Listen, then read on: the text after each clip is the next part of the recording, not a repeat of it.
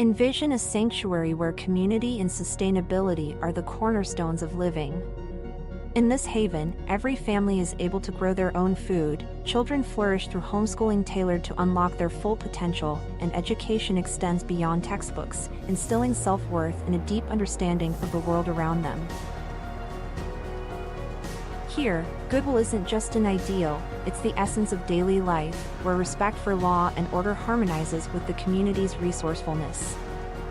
This place isn't just a dream, it's a call to action for everyone who believes in a better, more connected way of living. Join us in building a future where each individual's contributions create a tapestry of enduring harmony and prosperity. Join us in Hotepistan.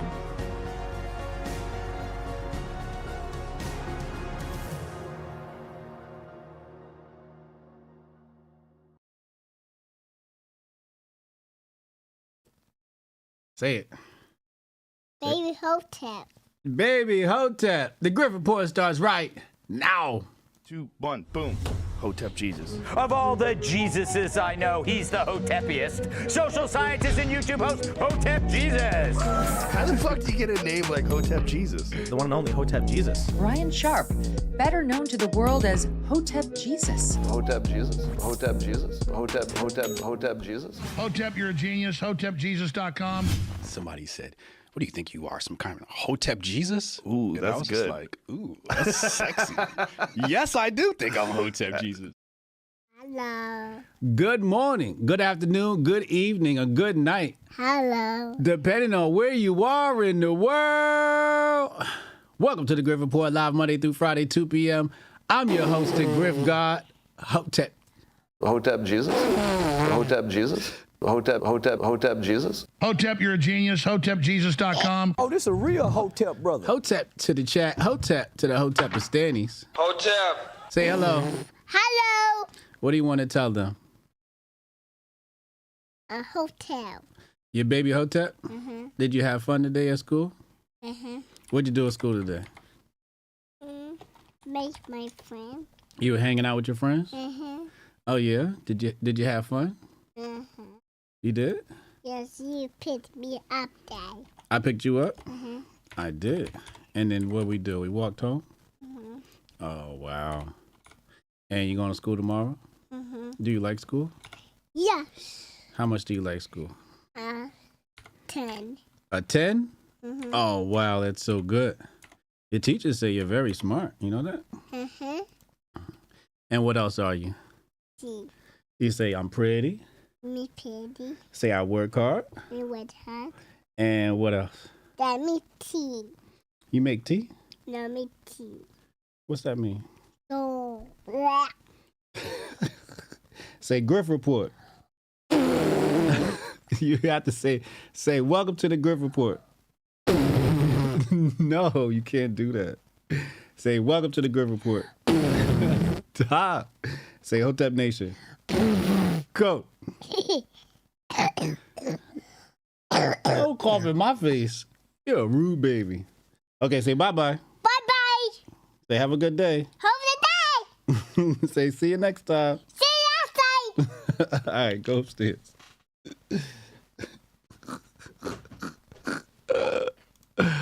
Oh my God. She's a firecracker. She next up. Yeah, you first. Okay, go upstairs, please. Thank you. And close the door. No. I said go upstairs and close the door. No. You not gonna do it? All right, bye. Baby. I'm not a baby. Yes, the grift is strong with her. Absolutely. This is, yeah, she is an entertainer. She's a comedian. And she's definitely next up. You know, she's going to be, she's a handful. I got to tell you, she is an absolute handful. So much personality. Big personality. But that's my little one. That's my little one. What's up, y'all? Shout out to the chat. Who's in the chat? Robert Jones, Goldstein, Heather, what up? Steph Colonel, what up, man? Jean said she learned to troll early. Listen, she is the troll god. Jackson said the grift is strong with this one. Shout out to Haram Life, our sister podcast. What up, Lauren? Jabari said, beautiful family. Thank you, bro. Haram Life said, this is how HJ gets the malls and pogs on lock. 5D chess. Hotep, you're a genius. HotepJesus.com. What up, y'all? All right, let's get right into it. A lot of grifting on the timeline. Yesterday, we had a phenomenal show with none other than Mr. Cooley Bravo. And come to find out, he trolled the world. He trolled the nation with the whole Drake story. And I knew something was fishy the whole time. I'm like, shit just wasn't adding up. It just wasn't adding up. You know, a lot of his stories, I was listening to the Discord, and I'm like, he was talking about how close he was with Future. And I'm like, yo, this nigga full of cap. It was so obvious. But the lies were so good. I was like, am I supposed to believe this? I'm like, damn. You know, like, is Cooley this connected? How did I not know he was this connected? But I was still skeptical. You know, I was still like, something's not adding up here. And that's why I was glad I got to have a talk with him and interview him, because we didn't get to the bottom of it. And he came out and told us we got trolled. We got trolled. So shout out to Cooley. He was the grifter of the day yesterday. And without further ado, we're going to dive right into the show. Let's start off with something funky and funny. When it comes to comedy, this team right here really knows how to put it together. Shout out to the meme coin, $ AOC. It's treated me very well. Let's take a look at their latest production. Hold on. You know, if I see these lines, I'm going to lose it. All right, here we go. Alexandra is her name, and social justice is her game. It's the Woke Princess Diaries. The Woke Princess Diaries.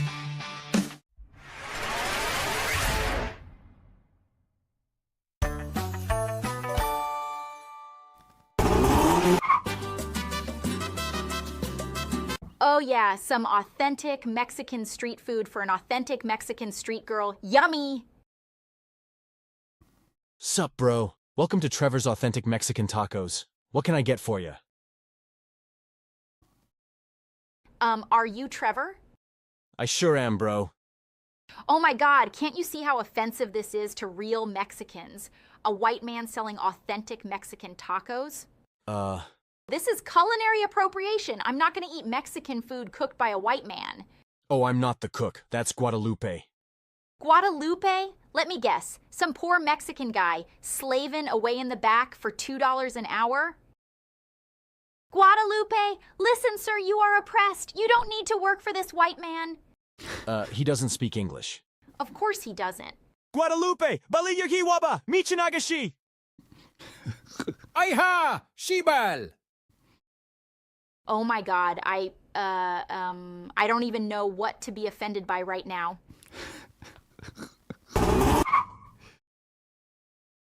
I swear to God, if this guy's white.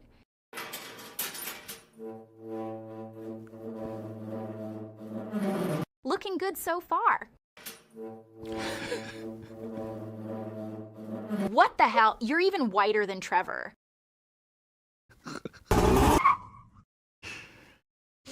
Oh, sweet. Authentic Japanese sushi. Hero to good number 1 sushi. Oh, wow, I need to check something. Could you take your makeup off, please? Hero, how dat? We have good sushi. Number 1 sushi for number 1 customer. Why are you talking like that? Racket what, customer? You sound like you're appropriating culture. No customer. My wifey, she real number 1 Japanese woman. I am so freaking confused right now. Deandra, customer wanna say hero.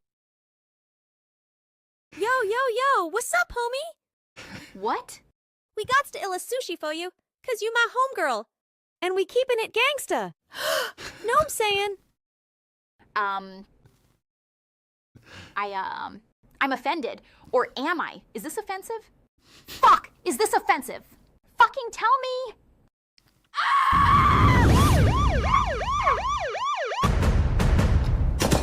I want answers. Right fucking now. Please just let the hostages go.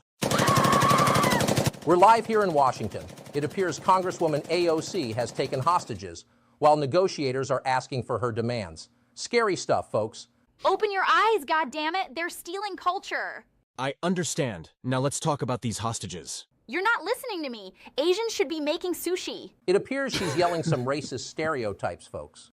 Black people should make chicken and waffles. Whoa, whoa, whoa. God damn it, minorities should not be mixing with the whites. And looks like AOC has gone full skinhead, folks. That definitely wasn't on my bingo card for 2024. Yes, sir. I've got a clean shot. The suspect is approximately 30 years old, 5'4", African-American male. Taking the shot.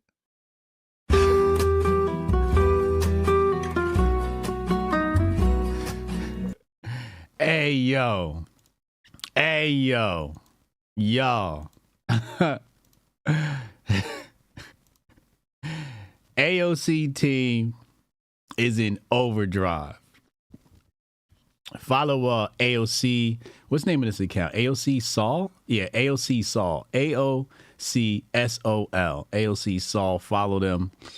They just cooked up another meme of me. I'll show you guys that one. I've been collaborating with them mostly just because it's just fun. You know, it's just like, oh, this is cool. Check this out. They got me in that commie drip.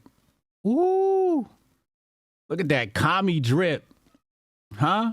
Hotep, you're a genius. HotepJesus.com. Shout out to the AOC team. You know, AOC's my boo. So when they came out with this, it was just right in line with everything I stand for. And just phenomenal work by that team. Phenomenal work by that team. But it's a parody of life, but it's so close to real life. It's hard to tell the difference.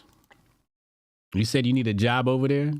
Yo, hit them up, man. Tell them you got some ideas. They're doing web series now. So this is like a series that they're doing instead of just one-offs. So you're going to see a lot more good stuff coming out of there. Anyway, it's time to talk about all of the grifters of the day.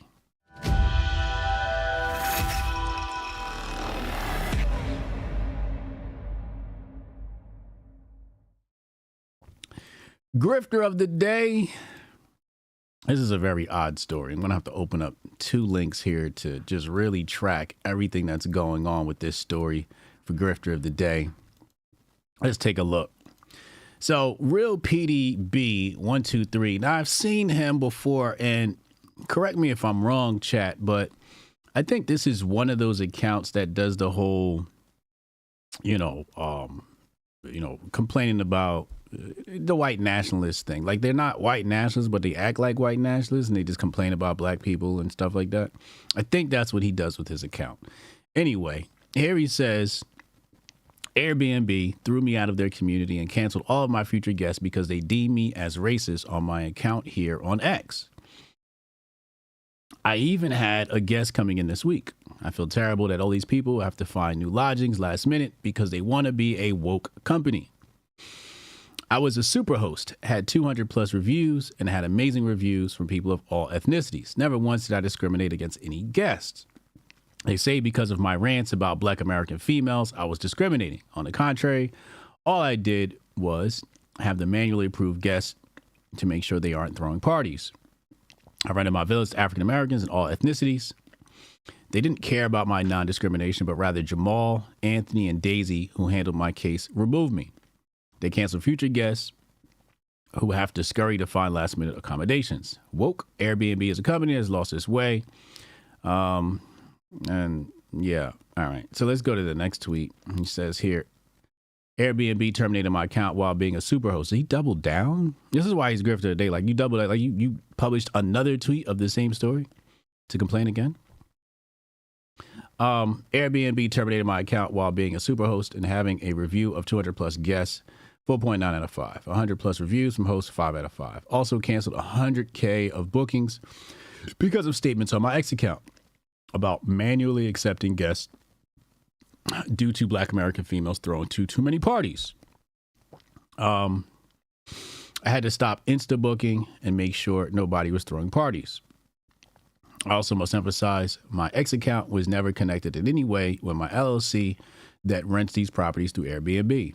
They said they were connected to my name, PD on X to Peter on Airbnb in my picture. That's all. I repeat, I've never declined any guests in the 5+ years of being a host, had reviews from all ethnicities, and was never warned about any wrongdoing. They banned me because they didn't like my profile on X and how I post. No warnings, no nothing. The worst part, all the guests have to find new accommodations, blah, blah, blah, blah. I have searched their policy and there isn't anything about social media. I'm looking into this with my team. They have locked me out of my account, so this is a final decision without due process. What a company. Here they have a code of ethics.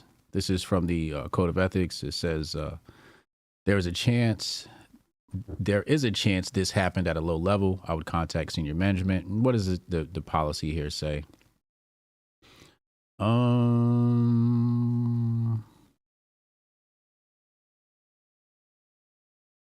Yeah, I don't really see anything pertinent there with a quick skim through.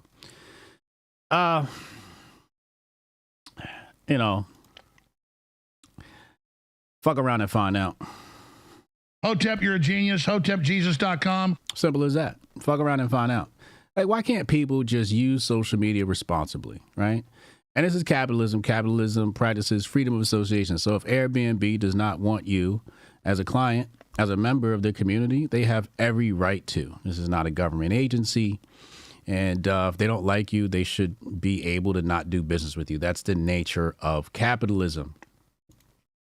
And, you know, to be quite honest, I think, again, I've seen his, you know, tweets before, and, you know, he's a troublemaker.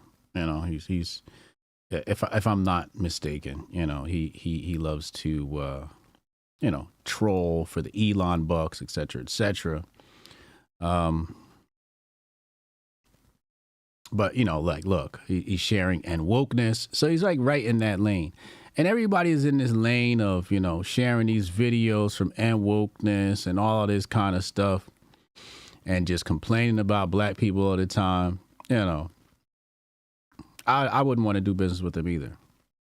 You know, throw the asses out and stop acting weird. You know, like all these people go online and they troll black people, and then they get upset when Airbnb doesn't want to do business with them. No, like, act like a civilized human being, act your age, depending on what your age is, but be mature and use social media responsibly. That's my take to me. That's my take on that. And then come into social media to complain about it? Oh, take your L like a man. Anyway, next up for Grifter of the Day.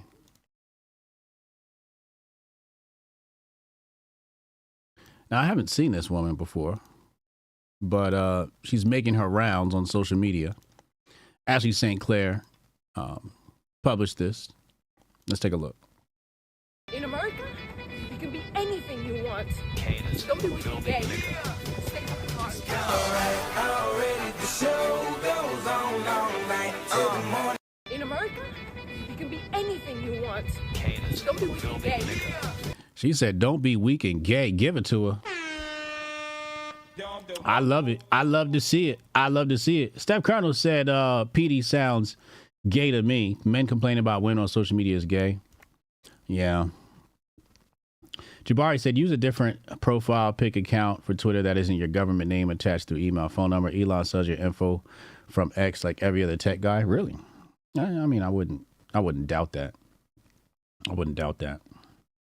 But I don't know. It's just, I could have sworn I've seen that guy's account, Mr. Real PD, you know, just, you know, in line with the end wokeness and shit. You know, she has some great ads. Yeah, this is great. This is great advertising. This is really great advertising. I support it so far, you know, from this little cursory of what I've seen. I love it. I love it. I love it. Also, you know, I don't know if you guys heard, but a new Assassin's Creed has just hit the internet. And this one is called Shadows. And it features a black samurai. So I'm waiting for the Red Wokes to catch this. They're going to be upset. They got Sasuke, the notorious black samurai. I remember seeing, you know, some of the, you know, Red Woke accounts, you know, complaining about the story of Sasuke and, you know, black man culture appropriating Japanese culture or some shit. But according to historical record, he did exist or something like that. So not only did they provide a black character protagonist, they also had a female protagonist. Now, I like to play video games. Wait, Andre Brown said, nah, you wrong, HJ. Them females was tearing his shit up. They just happen to be black. Dude should have left raced out, but he ain't wrong to vent. Well, again, like you said, you complain about tenants partying, but when you start playing that race game, fuck around and find out. You know what I'm saying? But it's his whole account. It wasn't just tweets about that. Like his whole account is just, is it Sasuke or Yasuke? Well, that's a good question. Let's take a look.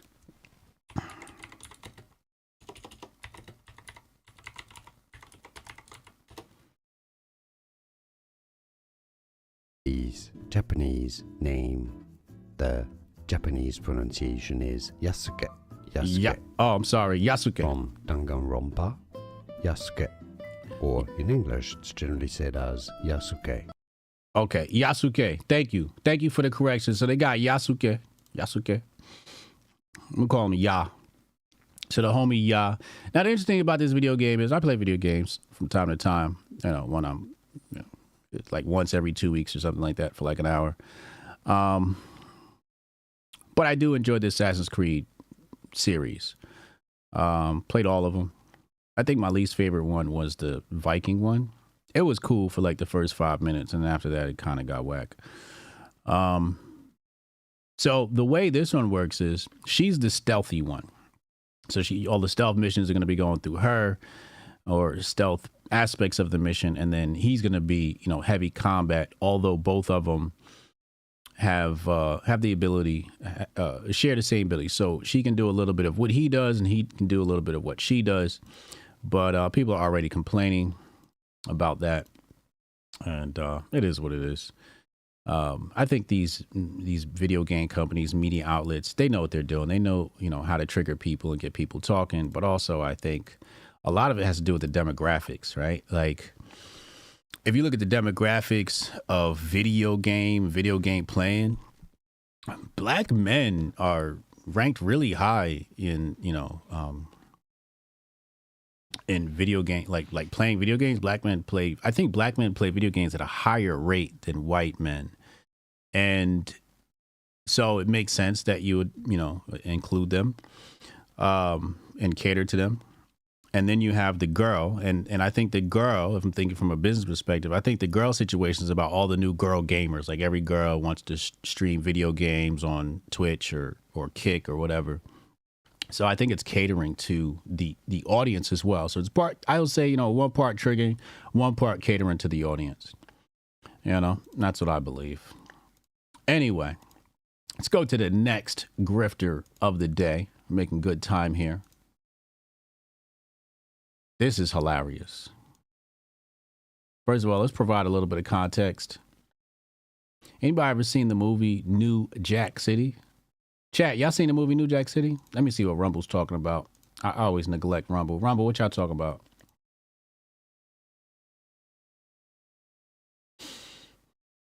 Shout out to Rumble.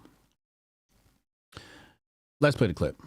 I told you, this thing is bigger than Nino Brown, and I got a list of proof. If I'm going down, I'm taking a whole lot of people with me.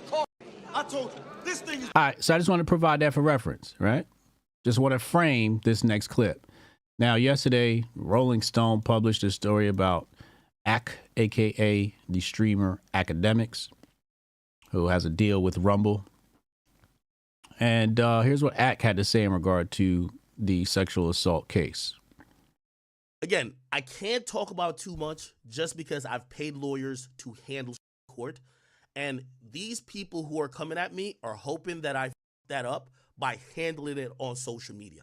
The police wants nothing to do with this. They're saying there is no crime. The cops have said, peace. There ain't no crime that we could prove. That's what they've said. We're out of this. Do you know who's the lawyer representing whoever against me? Y'all know the lawyer? Who y'all think that lawyer is?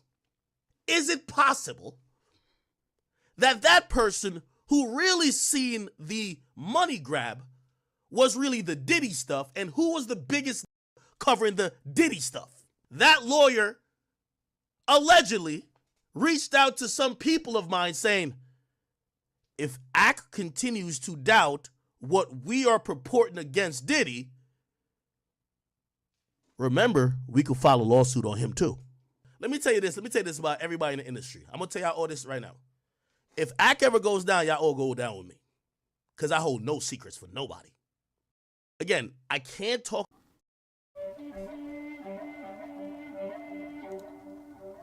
We could file a lawsuit on him too.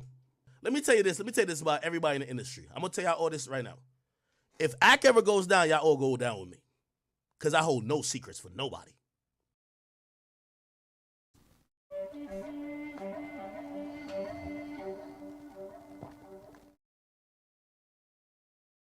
Y'all,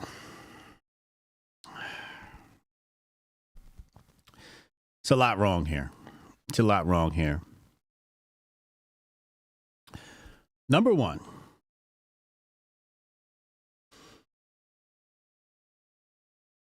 knowing that other men are sexually assaulting women and keeping it to yourself is probably incriminating. That's number one. So, you have a case coming up, you're about to go to court, and you know people who are sexually assaulting people, you're not saying anything, even though you have a big platform. And so you're going to get a lot of hell for that act. You're going to get a lot of hell just from that aspect. And why are you around anyway? The other thing is, why did he go full Nino Brown? I'm a snitch on. Why not just tell us who these people are now? Why do you have to go down in order for us to get the information on who's violating women? This is why this stuff persists. Makes no sense. And then to go full snitch? That's wild. That's absolutely wild. I know there's a lot of, code of conduct or whatever, but, it's like, it's not snitching if you're going to be honest about it. But if you go down and that's the only reason why you're telling on other people, now it's snitching. That's what I think. That's my own personal opinion. I think now it's snitching, right? And that's really weird.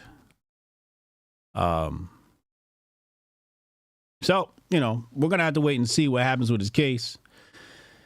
And I think the bigger issue is his safety. You don't want to, you don't say stuff like that. You don't say, yo, if I go down, I'm taking you down with me. Because now people are like, okay, my life, my livelihood, my freedom is in jeopardy because this guy may snitch. So now you done painted a target on your back too, ACT. So I don't think that statement was smart. I think if you got some court case, just keep it to yourself, mind your business, and then go ahead and let your attorneys, and then, don't speak about it like your attorneys would advise you to. So he should probably increase his security. Also, if he does go down and he does end up doing any time or anything like that, he's probably not going to have the best of times in prison. I'm sure our ex-cons that call in at 3 will be able to lend more insight into that. But I just think he painted a target on his back. It's just that simple. Now people are going to be like, yo, what the fuck? Anyway. What do you say, Jabari? Let me see what Jabari said. Oh, let me pause this video before we go into the next. He's incriminating himself. Yeah, I think that's what that is. I think he's incriminating himself. Like, what the hell? What about the white girl on that podcast talking about K-Dot case? I didn't see that. He already talked about the who and what, where, when on his channel. This clip doesn't tell much. Yeah, it was a couple years back or something like that. Tari said, AK got a weird case while is he around? Hotep. Jabari said, Ack was fine with the essay of young girls as long as he wasn't getting caught up. Yeah. Yeah, that's what it... That doesn't look too good. Bluntstep said, I didn't do shit, but if I'm going down, y'all going down with me. Yeah,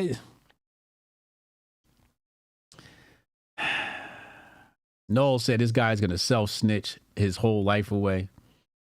Yeah, all this stuff is... Now, so now, even if you get off, if somebody else's case comes up, now you might have to take the stand on somebody else because you just said you know about some other things. And now this is just, it's going to open up so much can of worms. Oh my God. He just, absolutely ridiculous. Anyway, next up for Grifter of the Day, your boy, Eric Adams. Let's take a look. That states those jobs that we are in high demand, we could expedite. How do we have a large body of people that are in our city and country that are excellent swimmers, and at the same time we need lifeguards? And the only obstacle is that we won't give them the right to work to become a lifeguard. That just doesn't make sense. But if we had a plan that say you have a shortage of food service workers and those who fit the criteria, we're going to expedite you. If you wait, what? That say you have a shortage of food service workers and those, that just doesn't make sense. But if we had a plan that say you have a shortage of food service workers and those who fit the criteria, we're going to expedite you. If you have the experience that you are a nurse, which you have a nursing shortage, and we will expedite you. And that's the same with lifeguards. So we have all these eligible people waiting to work with the skills we need to fill the jobs. A nursing shortage, that you are a nurse, which you have a nursing have the experience that you are a nurse, which you have a nursing shortage. If you have the experience that you are a nurse, which what? These people got nursing experience? We have a nursing shortage, and we will expedite you. And that's the same with lifeguards. So we have all these eligible people waiting to work with the skills we need to fill the jobs, but we're unable to allow them. That states. You know what this basically says is everybody who said that the illegals are going to come and replace the working class, they are now vindicated. They're basically coming out and saying, look, we don't care about the citizens of New York City. You ain't got no job. Oh, well, we're going to give these jobs to the illegals. You know, he could have came out and said, hey, listen, if you're a New York City citizen and you need work and you can't swim, we'll teach you to swim. Right? It could have said something like that. Or if you can swim, hit us up if you need a job. We have a shortage of lifeguards. Right? Here's what we're paying. Now, think about, now, what does a lifeguard get paid? I don't know. Well, it doesn't matter, right? Whatever the lifeguard gets paid. You might say, because I know what their rebuttals are. Well, the people that are in New York City don't want to work for the small amount of pay that, a lifeguard would get, which I seriously doubt because all you're doing is sitting on your ass. But how much money is the city going to spend in the process of turning an illegal alien into a lifeguard? Obviously, this subsidization could, the funds for this program could be used to increase the rate for an hourly worker of a New York citizen. So the money in the budget's there. He's proving it. Then he talks about nurses, like how many girls are looking for a job and, would love to go to nursing school. The amount of money that you're putting into these illegal aliens, you could have put into some money going to nursing school. He mentioned food workers, food service workers. That's not a job that needs a tremendous amount of experience. It requires some amount of training. Then he mentions they're good swimmers. You know what this tells me? This tells me that this wasn't his idea. In fact, I'm almost certain this wasn't his idea. This is some bureaucratic garbage that came down from the aristocrats in Washington, D.C. or somewhere else and said, here's what we're going to do. And we need you to sell it to people. And he's not articulate enough because he's a former cop, and we know cops are supposed to have not too high of an IQ. We've talked about that in the past, how they're not allowed to hire people. They try not to hire men who have a high IQ. And so I don't think he knows how to articulate this message very well. So that's why it comes out like, oh, they're good swimmers. How do you know they're good swimmers? Because they swam across the Rio Grande to get here? Hotep, you're a genius. HotepJesus.com. Like, what the fuck are we talking about? That many of them are good swimmers. What the fuck did you do? Did you give them a swim test? Like, are the illegals coming over here and giving them a swim test? I guess they got a swim test when they put them up in the hotels with the pool, and they're like, oh, wow, look, you guys are having a good time, and they're pretty good swimmers. Like, what did you do to find out that these illegal aliens are good swimmers? Or is this an assumption because they crossed the Atlantic Ocean or because they crossed the Rio Grande? Like, really, like, what? How do you know they're good swimmers? That's all I want to know. Was there a test?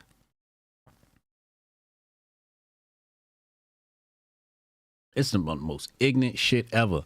And the thing is, the bureaucrats, they know. The Democratic bureaucrats know what they're doing. And anytime they want to do some foolishness, they'll put a black face on it. Hotep, you're a genius. HotepJesus.com. Okay. Read My Soul says, this boils down to housing. Who is willing to live 10 deep in a small apartment? That's the people who could take cheap paying jumps in New York City. Jim Cricket says federal law says citizens only, but they do not have to prove they are. So, but the thing is, I think they're going to expedite their citizenship to give them the jobs, right? Montoya says the man that fired them all during C-19. Yeah, correct. But this is what they do. And you see the two black women next to him. So you New York City citizens, they may be black. Goes, hey, we got a black mayor. Things are going to go great. Whenever the bureaucrats put a black face in a position of power, you should just pretty much expect your demise to ensue. Okay? We had Cooley Bravo on yesterday. No. I had my homeboy call in the other day. I think it was Monday. Today's Wednesday. Monday, he called in and he said, he mentioned Barack Obama. And how Barack Obama opened up lines for the agenda, the rainbow agenda. And here we are, right? So anytime you see, well, let's say this, because there are some black people who actually earn their position of power. They're not a DEI hire, right? Those people are not talked about. They're usually shunned. They usually scour through their past and find some reason to remove them from that position to get a controlled person into that position. Now, the thing is, why do they use blackface? Well, they use blackface because the white face has a poor reputation, okay? Because most of the evil that has been done in this country has been behind the mask of a white face, okay? A European phenotype, okay? So now, when black people see something happening, they can't go racism, right? So the Democrats take away the racism card. So you can't say it's racism. So now you have to deal with what actually is happening here. Now you have to deal with the reality of the matter. And that's the slickness of the Democrats, where you can't just blame the white man, because that'll activate black people. See, if this was done by a white man in New York City, the black people on the ground would be seriously activated. But because it's a black man, it's not as infuriating. It takes some of the edge off. It puts a little bit of cut on it. So people are less likely, some people are going to throw them some bail. Then you place 2 black women next to him. That's the powerhouse, 2 black women. And now you really backing off. Like, well, maybe sis gotta. Now you got black women making excuses because they don't want to attack their own. Meanwhile, I'm like, fuck these niggas. Hotep, you're a genius. HotepJesus.com. These niggas are puppets. Some of them know it, and that's disgusting. And some of them don't know it. Yeah, remember when Obama was sipping that Flint water? You know? Hotep Federale said, facts, my career, shaking my head.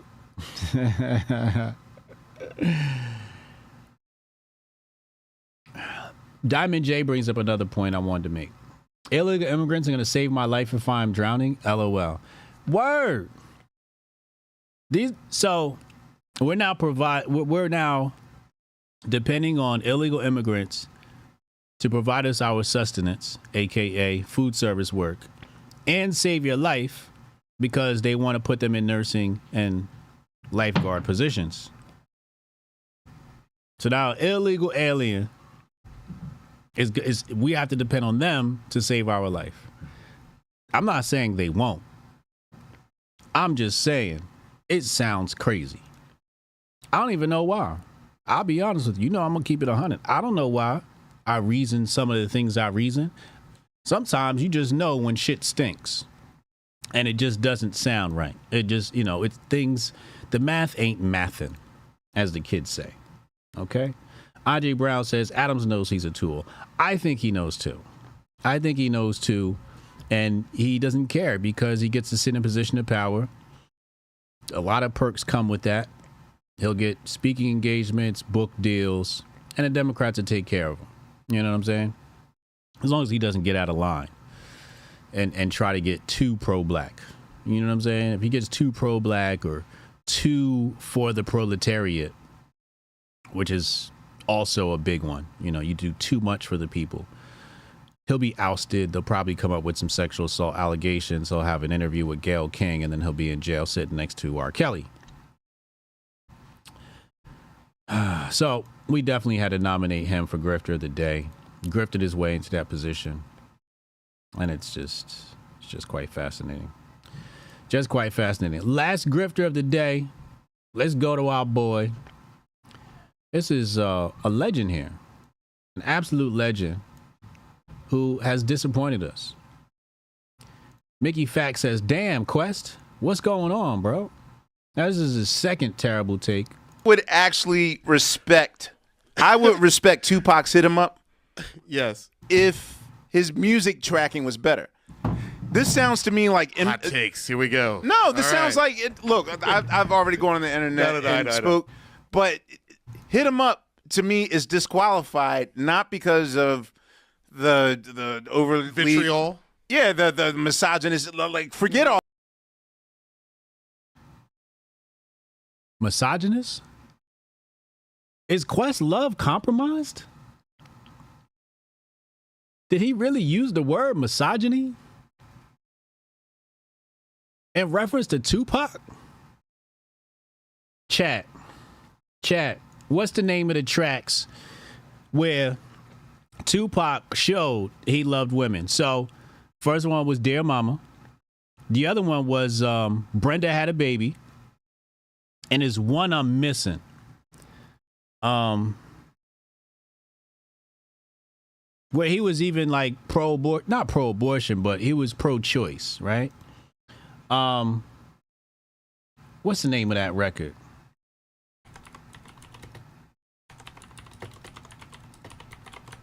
Let me see. Let me check their lyrics. What's the name of this record? Since we all came from a woman, got our name from a woman, got our game from a woman, I wonder why we take from our woman. while we rape our women, while we hate our women, I think it's time we kill for our women, be real to our women, try to heal our women. Because if we don't, we'll have a race of babies that hate the ladies who make the babies. And since a man can't make one, he has no right to tell a woman when and where to create one. What song is that? Hold on. Keep your head up. Keep your head up. Thank you. Thank you. Keep your head up.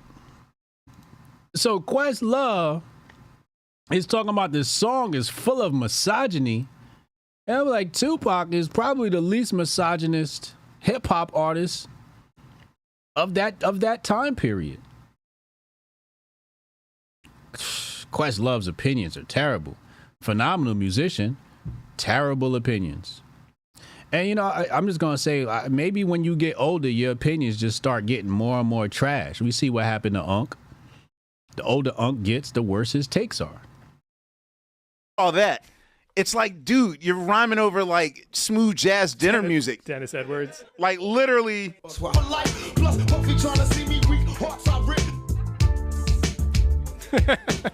Luther Vandross could sing over this. Would actually. What's that sample? I know this. I can't put together the sample. I want to say it's a Luther Vandross sample, or not. Who is? Okay. No, Dennis Edwards.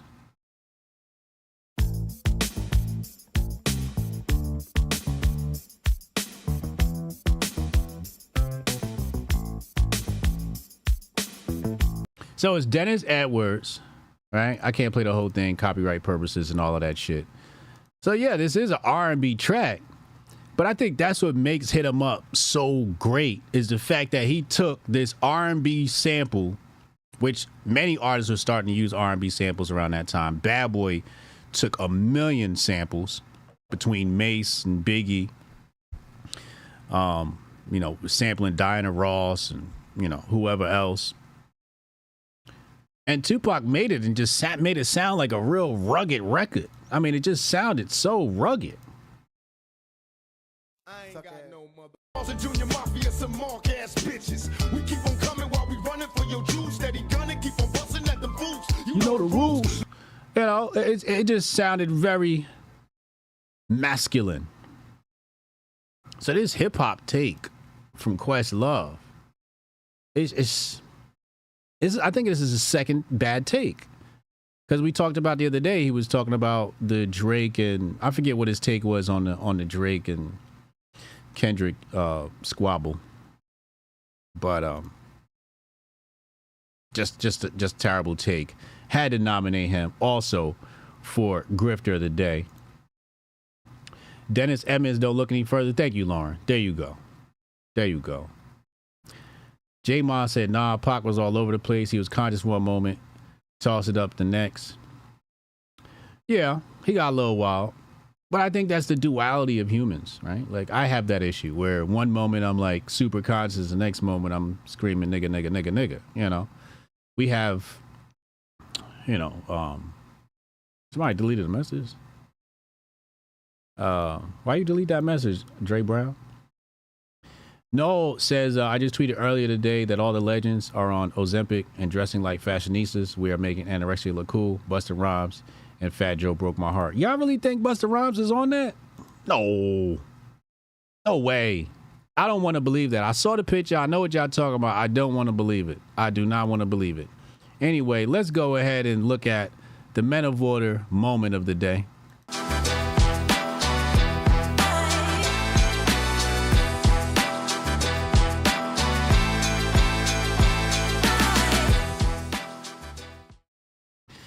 Men of Order moment of the day goes out to this white man. I just want to let him know this is what happens when you don't take your apex. Let's go to the tape. Who am I carrying? I've been waiting on this. What?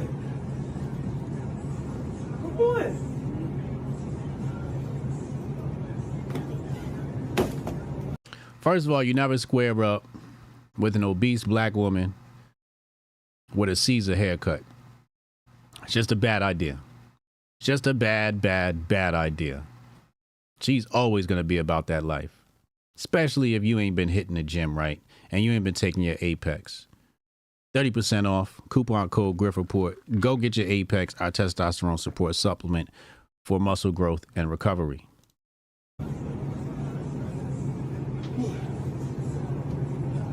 Like, you're your best bet to just walk away. I'm confused. You had no business telling her to shut up.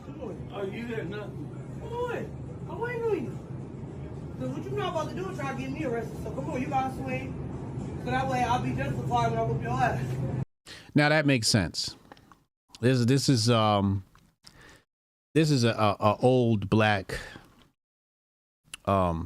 custom tradition where you definitely don't want to hit a white person first, right? You hit the white, especially an elderly white person, right? You definitely don't want to strike the first blow because they're gonna lock your black ass up. You know what I'm saying? So you want to make sure that they throw the first punch, and then you can claim self-defense. That's smart and brilliant. Second of all, Scott looks like Joe Biden. Like, literally, just walk away. Just walk away. Like, are you kidding me? Like, what the fuck? What did he say at the end?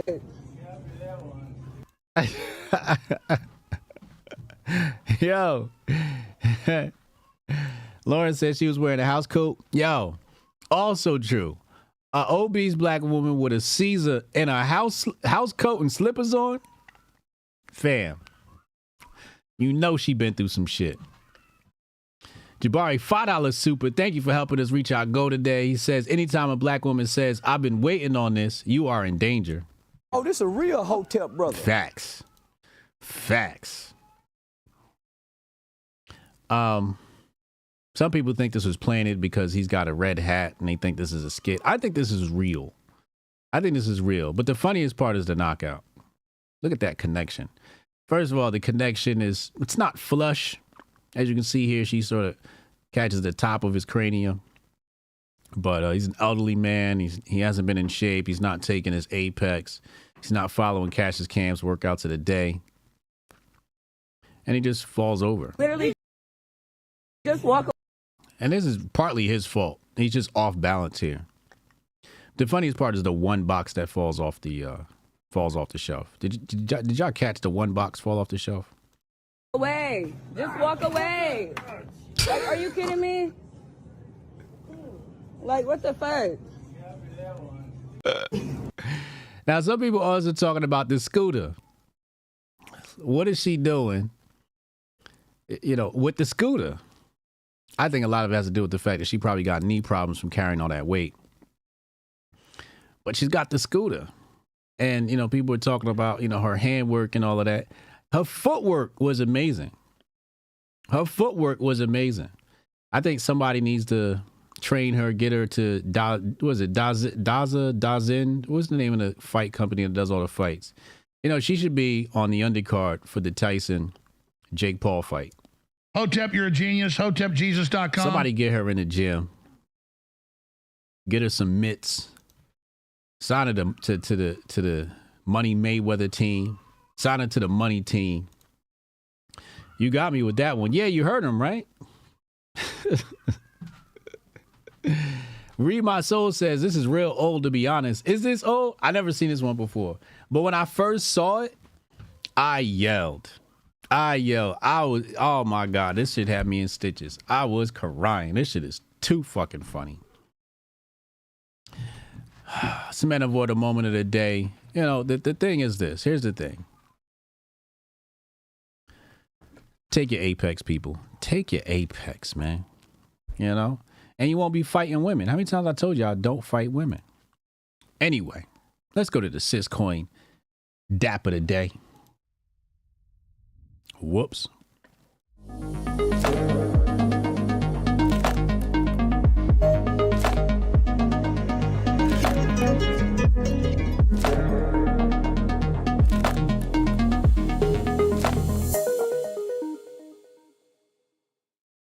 super dap of the day. This is our big brain segment, our new big brain segment. I told you we polishing the show up. Okay. Let's get into some big brain shit. Let's educate the people. You know, we got to educate the people. We look at the silly shit. Let's look at the real shit. Let's listen to what this brother got to say. I don't drink no water, for 45 years. Water as you know it. I don't mess with blank shots. Yes, water only hydrates, but if I have coconut water, I am going to more than hydrate. I'm going to get minerals, vitamins, electrolytes. Yes, the original sports drink, coconut water, is full of it. Now, that is true. I remember I was working with Carmelo Anthony.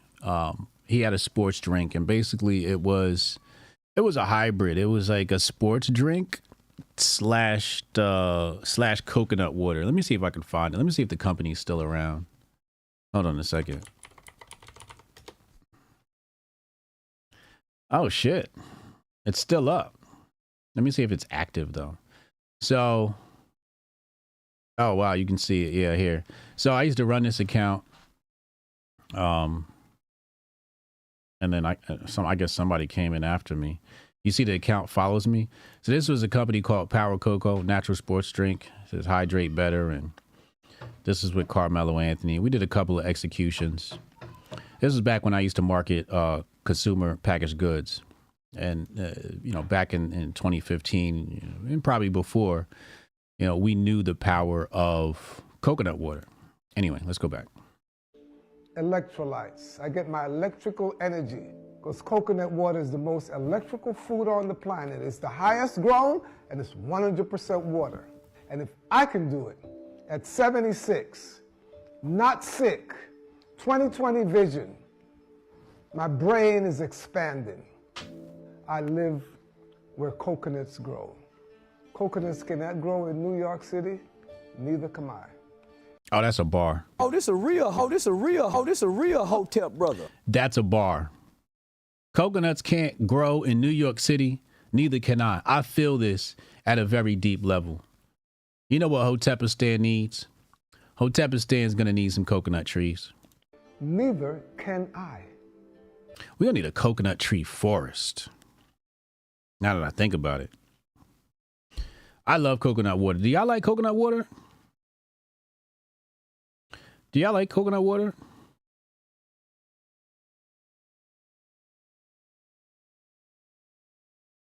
I love coconut water.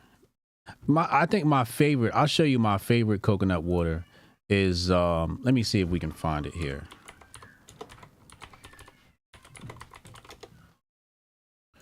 And back in the day, they said they had no marketing. They technically did no marketing. They do like zero marketing. They just put out a good product. Right here, it's kind of expensive. And it's pink. And they say that this coconut water, because it's pink, is, fresh and, But I think this is the most real coconut water. Goya's is pretty good. I like Goya's coconut water. Vita Coco, I think, is kind of trash. I don't really care for Vita Coco. If I have to, I would. Lauren says she loves coconut water. Spotless says he loves it. From time to time, I'll buy some coconut water. I try to get my hydration from fruits. So I try to get, a certain amount of fruits in my body and get my hydration that way, as opposed to just drinking water, because drinking water is technically not the ideal way to hydrate the body. It doesn't hydrate the cells the same way some of the fruits will. But I love that bar. Coconut trees can't grow in New York City, neither can I. I love that. Oh, we need some mango trees too. You right. I cannot. Yeah, that shit's expensive, Lauren. I grow where coconuts don't grow. So I'm here growing on coconuts, enjoying my coconut water in my milk rather than blank, empty bottled water. We want structured water because I know that the 3 essential foods in life are sunshine, oxygen, and living water. And my link to the rest of the universe are the plants. Oxygen. I want to extract oxygen from my food. I want to extract sunshine from my food. Yes. I want to extract living water from my food. H3O, structured water. Don't give me the blank shots. Don't have me filling up my body with no 8 glasses of water a day. I have a limited capacity as to how much I can put into my body, and I want it to count. Oh yes, I want to live in an expensive body. Bless up. Bless up. Hotep. Bless up. I love it. I love it. Love to see it. You see my Rastafarians. You see my Rastas. Jabari said, my son drinks that expensive coconut water, but it is good. Yeah. Noel says, drinking water dilutes electrolytes. You need to add oral hydration salts at least to your 2-liter recommended daily intake. Well, there you have it. Yeah, there's a lot. See, that's it's a lot to this diet thing. People just say, hell, you drink, 8 glasses of water a day, blah, blah, blah. And I always say, man, when they recommend something for your diet, they're usually just distracting you from the truth and what really is going to hydrate you. So yeah, Opana says, fresh, cheap coconut grows naturally all over the coast of West African countries. Yeah, that sounds about right. Yeah. Darian says harmless coconut water is good. Yeah, Harmless Harvest, man, I think they have the best coconut water. But you're going to spend like $8 on a bottle. I'm talking about like a little bottle. You know what I'm saying? Like one of these. It's probably good $8 for one setting. But, it comes down to, how do you care about your body, Are you putting, cheap gasoline in your body? You're putting that real shit in there. Aloe? Oh, aloe is so easy to grow. Absolutely. Aloe is so easy to grow. She said, I just brought some Manuka honey for $200 a jar. Damn. Oh, this a real Hotep brother. I love honey. And I wouldn't mind spending a little bit of money for some real good honey. Honey is great. Next up on it says Super Dap of the Day. I'm sure some of you have seen this, not all of you. But they got some new AI out. And there's some good and there's some bad. Let's take a look. Hey, how's it going? Hey there. It's going great. How about you?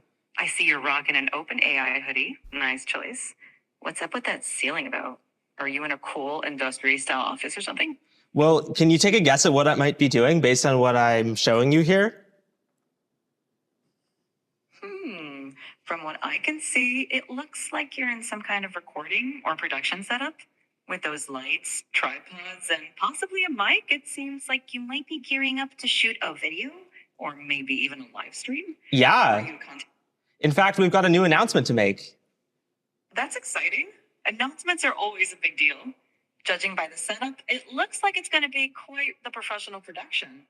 Is this announcement related to OpenAI, perhaps? It is. And in fact, what if I were to say that you're related to the announcement or that you are the announcement? Me? The announcement is about me? Well, color me intrigued. Are you about to reveal something about AI? Or more specifically about me as a part of OpenAI? You've got me on the edge of I don't really have a seat, but you get the idea. What's the big news? Yeah, we've got a new model that can interact with the world through audio, vision, and text.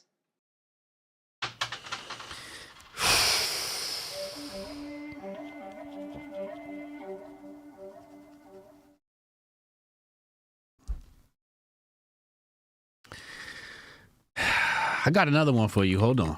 Cause Google got one too. And I'm gonna show you their demo really fast. And then we'll talk about it. We'll discuss. But it's getting creepy, y'all. It's getting creepy.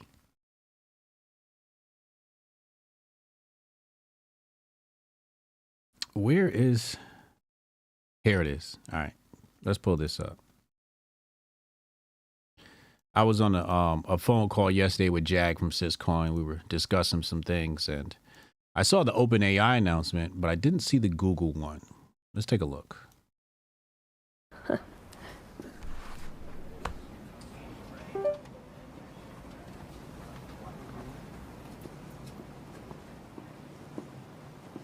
What can I add here to make this system faster? Adding a cache between the server and database could improve speed. What does this remind you of? Schrodinger's cat. All right, give me a band name for this duo. Golden Stripes.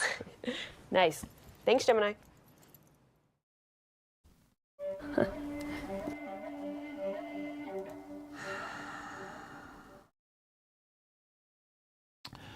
There's another one. Oh, let me see.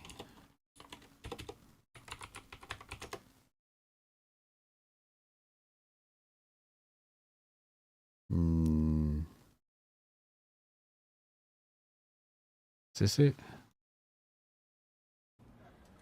Tell me when you see something that makes sound. I see a speaker, which makes sound. What is that part of the speaker called? That is the tweeter. It produces high-frequency sounds. Give me a creative alliteration about these. Creative crayons color cheerfully. They certainly craft colorful creations.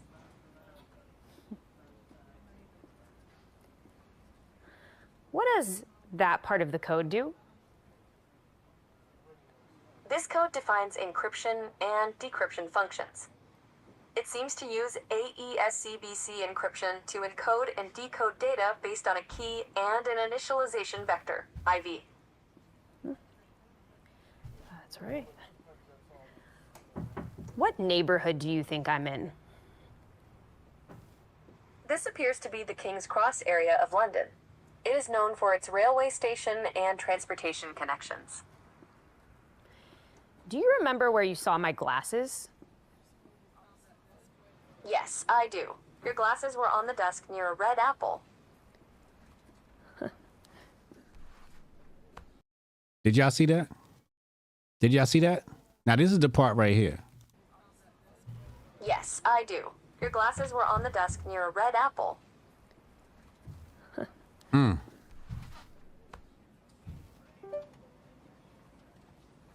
then that's when you get into the next part of the clip, which I showed you earlier. A lot of implications here. One of them is going to be surveillance. And this is my problem with the Tesla cars. The Tesla cars are basically surveillance tools.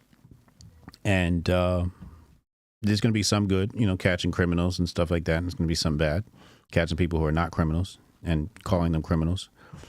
But you attach the AI to it. And you attach the AI to, you know, Tesla. And it's going to be able to pick you up out of a crowd and do all types of other things. So it's going to be a huge surveillance tool. The conversation from OpenAI is sad. The voice from OpenAI sounds much better than a Gemini conversation. The Gemini looks like it's a little bit behind, although they are combining with the glasses. Relationships are going to be interesting. And I saw somebody in the chat. Somebody in the chat said, just don't put it inside the robot. But that's exactly what's going to happen. In fact, where did I see? They had a factory of robots. And I'm like, is this AI rendered or is this real? Is this it? Yeah, this is it right here. Look at this shit. So you're going to plug that into these motherfuckers. Right? You're going to take the OpenAI and you're going to plug it into these lifelike looking things. And at some point, these are going to be walking amongst us. We have now entered the iRobot phase of life. You guys know iRobot with Will Smith? That's where we are, right? So, you know, one of the things about iRobot, let me see if I can find it here.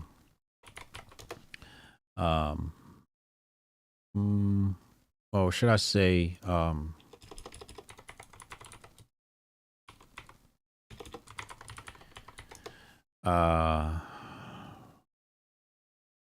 Well, one of the things about iRobot, I'm trying to find a story here, but you guys saw it, was the cars were autonomous.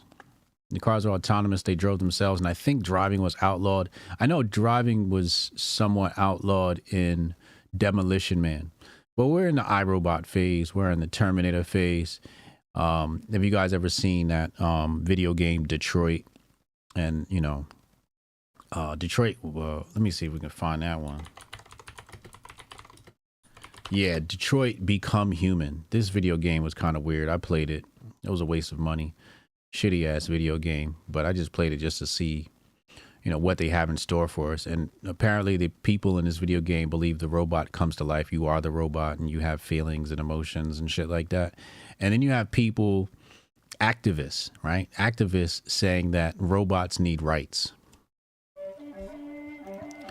That's where we're headed. That's where we're headed, where they're going to blend those two worlds to where you won't know the difference.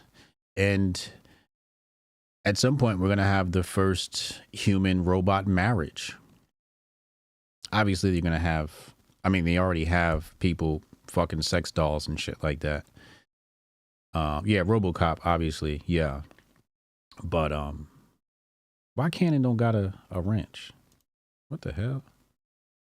There you go, Cannon. My bad. I don't even know why he ain't had no wrench.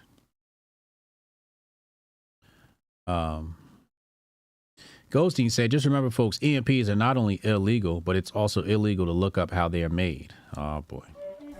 Let's go to the phone lines. Text Hotep your name to 202-596-5631. Text Hotep your name 202-596-5631. We'll be right back after the short, brief commercial break.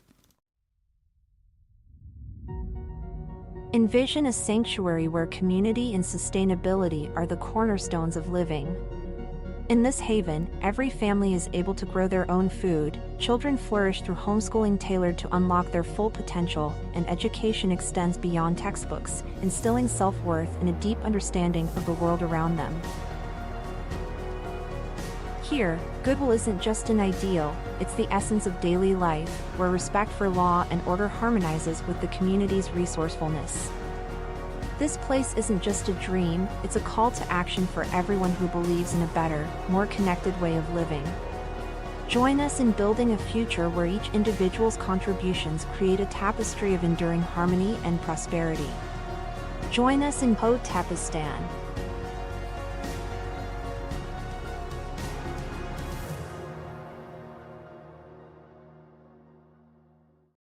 Somebody said pronouns for robots. Yeah. That's what that whole T movement was about. It was about Transformers. Call from Murphy's Law Rescue. Ghosting. What up? What up, bro? Chilling. What's happening with you, man? What you got for us today? Well, today's the day I get some hate. What? Today is the day I get some hate, because y'all ain't gonna like what I got to say. Why? What happened?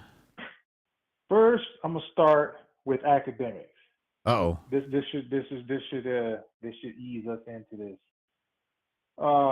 He said on that video that he didn't want to do this on social media, and then immediately does this bullshit on social media. Exactly. So, in essence, he threw his boy under the bus. Now everybody knows for certain that Drake is false. Oh, this a real Hotep brother. Everybody knows for certain that nigga is faulty. Act just told on him without telling on him. That's what we call dry snitching. Yeah, it's definitely some dry snitching. So, Drake, you can thank your boy for that. You can definitely thank your boy for that. But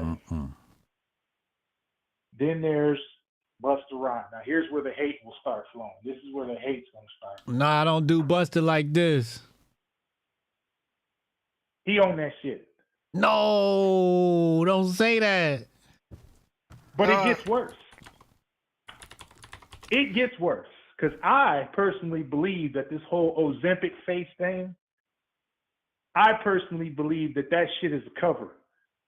They blaming this shit on Ozempic and saying, oh, it's Ozempic because they know average motherfuckers can't afford that for that particular purpose. It's Ozempic. And yeah, Ozempic may even work. But I'm pretty certain that 90% of these motherfuckers in Hollywood who you see running around with the Ozempic face, that's only because their adrenochrome supply ran out. Oh, here we go. Oh, this a real Hotep brother. The supply lines have been disrupted because of all of the fucking attention that human trafficking has been getting. They can't move like they did 10 years ago. So now you see these motherfuckers are starting to wither away and dry up, and they just blaming that shit on Ozempic.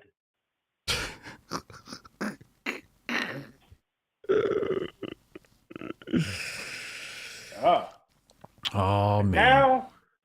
Now for the cherry on top. If you hated motherfucking Questlove's take on Tupac, you're really gonna hate this. Oh, here we go. Oh, come on. Not today. Oh, yeah. It's been a long time coming, but it needs to be said. And I've said it before, but God damn it, this is probably the loudest megaphone that I've said it on. Tupac was Drake before Drake. Oh, my God. How? Because he wasn't nothing but a fucking drama kid who was playing the part his entire fucking career, just like Drake. This nigga was, you seen that video of that nigga when he was 17 talking about, I feel that I'm older and 17 is just this, that, and you know, I'm ready now. And it's just, the nigga was sweet as bear meat. Pause. Then, couple years later, he on the road dancing and jigging with the motherfucking Digital Underground, and now all of a sudden we supposed to accept this nigga as some type of hella revolutionary just because of who his people was, because there's no denying that. Nigga, you was a drama kid from Baltimore, and you ended up being a thug from West Side? Shut your ass up, Drake, before Drake. The only thing is, it stands out more with Drake because that nigga's an infidel all the way around. You could just see it in him. Tupac played the part better because A, he was a better actor. Far superior actor to Drake. B, he was a better deliverer of rhymes. And C, he ended up getting himself smoked because he believed the part that he was playing, just like Charles Manson did. That is why Tupac is a legend. Not taking anything away from his motherfucking pen, because the nigga was nice. Gotta give it to him there. But all that other shit, he was Drake before Drake. Goldstein, you're going to need some community service hours. You're going to have to spend some time in the gulag in Hotepistan before you take your position. We're going to need you to do some time, man. That you can't do that to Pac, man. I'm not accepting this. I know this is a sacred cow. I get it. Listen, I was around with the Tupac Biggie wars. You know what I mean? I've seen the effect that had on everybody. These two niggas have been elevated to a status that neither one of them niggas deserves. Neither one. This is why so many other motherfuckers then came out better than them, but don't get the recognition because these niggas then etched their place in the Mount Rushmore. But if you really think about it, if you really go back in the history of shit, you really look at that shit, man, these niggas was fronting. They was fronting their ass off. And just, like I said, Pac was just better at it. So he gets the gold. He gets the fucking, here you go, nigga, you get the crown. But damn, this nigga was a drama kid. This nigga was acting his ass off from the age of 17. Dancing and jigging with motherfucking Jada Pinkett and shit. All of that shit that y'all believe, that shit is a myth. You don't get more studio gangster than that nigga. Go ahead and come at me, bro. Chat, don't listen to him. Don't listen to him, chat. Goldstein been smoking too much of the wacky weeds today. He'll be back to his normal self tomorrow. I seen you tweet that shit the other day. I ignored that shit. I almost blocked your ass for it. To the gulag with you, man. I'm not allowing this. I have no rebuttal. There is no rebuttal for what you said. Because it's true. But you're not taking my hero from me. I don't give a fuck how much facts you spit.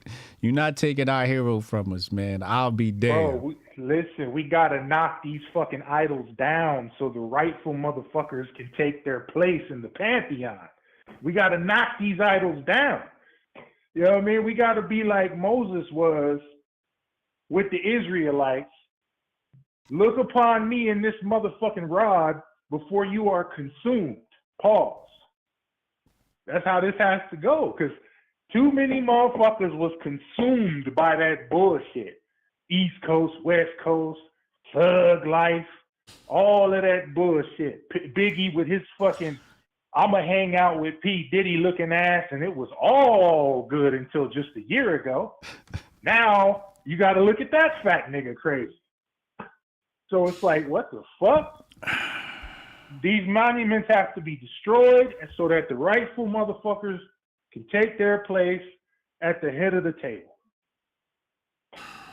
That's all I got, man. I appreciate you, man. Hotep and Bill. Hotep and Bill. Man, fuck Goldstein, man. Nobody listen to what he got to say. Old righteous ass Nephilim ass nigga. Nobody care about that shit. How dare you slander Tupac? I just finished watching Juice too. You know, one thing I didn't want to say while I had Goldstein on the line was Tupac was a hell of an actor. And that just helps Goldstein's case. But Tupac was one hell of an actor. Shut up, Jabari. Jabari, call in. What you got on the Afeni Shakur case? I need to talk to Jabari. Jabari, call in. Damn, yo. How dare he? How dare you? I watched Juice the other day, man. That shit was phenomenal. Tupac, I mean, I got to go back and watch all the Tupac movies now. Goldstein, a poor righteous teacher. Get that woke shit out, that Hotep shit, that conscious shit. I don't want to hear that shit. I don't want to hear that shit. You're not taking my hero from me. Tupac the GOAT. Why you gotta do that, Goldstein? You could have came for anybody else. But comparing them to Drake, that's just villainous. All these niggas is actors. You could have picked somebody else. You could have picked somebody else and compared them to Drake. That's my only thing. You can say what you want about Pac. Poetic justice, word. You can say what you want about Pac, but comparing him to Drake, that's where I draw the line. You could call him sweet and all of that shit, but comparing him to Drake is where I draw the line. You know? Jabari said he's picking up his son. Give him a minute. Call in after you pick up your little Jabari.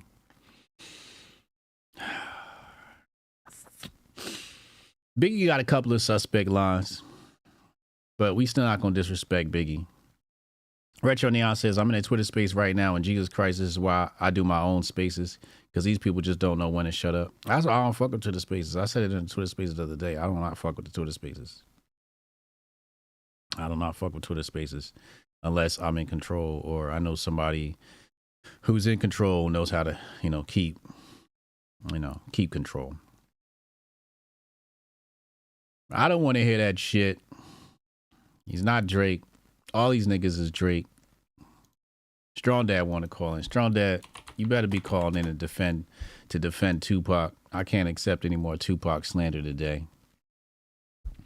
Biggie has the most sus line ever. Yo, he does. Biggie, I never repeated that line. And I was always like scratching my head, I was like, she looks so good. What? I used to scratch my head like, is this a thing? Who was in the studio? Like the engineer ain't stopped and say, hey, wait, nobody stopped them and said, you sure you don't want to edit that line? Strong Dad, tell me you're calling in to defend Tupac. So I went into the grocery store, and notoriously there's no service there, so I didn't hear anything that Goldstein said. I only heard what you were saying when he got off the phone. He said Tupac is basically the first Drake. I agree.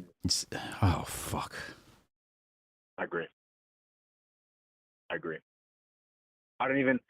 Not even knowing what Goldstein's points are.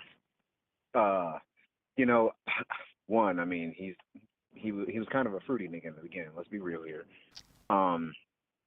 He's from the East Coast, but all of a sudden he's from the West Coast.